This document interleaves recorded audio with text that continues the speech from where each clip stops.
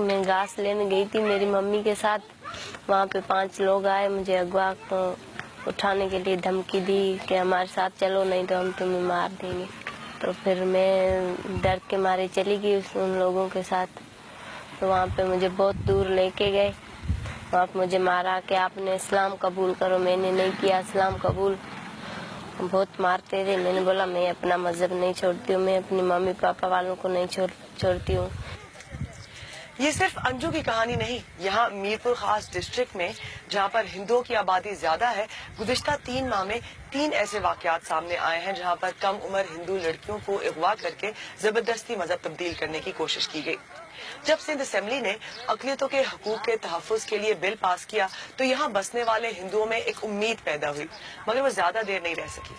अक़लियतों के हकूक के तहफ़्फ़ुज़ के लिए मुतारिफ कराए जाने वाले क्रिमिनल लॉ बिल के मुताबिक पाकिस्तान में पहली मर्तबा जबरदस्ती शादी के लिए मजहब तब्दील करवाने पर जुर्माना समेत 5 साल से लेकर उम्र कैद तक की सजा तजवीज की गई।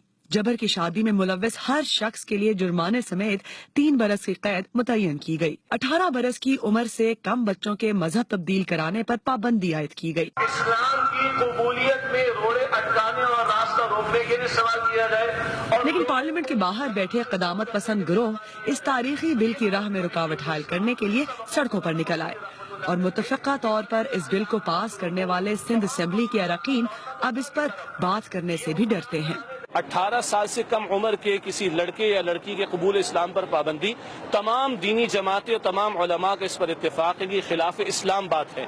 तो कोई मुसलमान कैसे गवारा कर सकता है कि 18 साल से कम उम्र कोई लड़का या लड़की फ्री विल के साथ आजाद मर्जी से इस्लाम कबूल करे तो उस पर पाबंदी लगा दी जाए।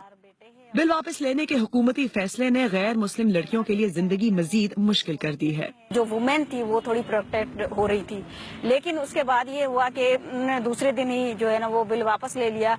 तो अब पूरे जो है हिंदू कम्युनिटी में एक मायूसी सी है कि गवर्नमेंट जो है वो भी हमारे लिए इतना नहीं कर पा रही, क्योंकि इतनी दूसरी ताकतें जो है वो इतनी ताकतवर हैं। गवर्नमेंट ही उनके सामने जो है वो एक कमजोर पड़ गई, तो फिर अब उनको कौन रोकेगा।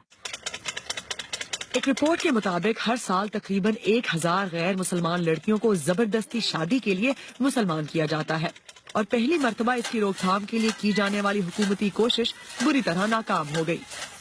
फहरीन के मुताबिक पार्लियामान की कमजोरी और क़दामत पसंद गिरोहों की ताकत का खमियाजा पहले से नाइंसाफी का शिकार अक़लियती बरादरी को भुगतना पड़ेगा। इरम अब्बासी, BBC न्यूज़, मीरपुर खास।